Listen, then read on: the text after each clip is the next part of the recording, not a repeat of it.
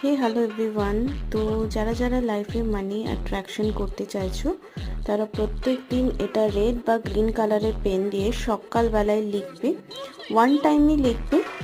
আর তোমরা অ্যাফার্মেশনও বলতে পারো যখন তোমরা জল খাবে বা কোনো চা খাবে, এক কাপ চা কফি, তখন এই অ্যাফার্মেশনটা তোমাদেরকে মনে মনে বলতে হবে। মানি comes to me easy and effortlessly, I am A money magnet, I love money, money loves me.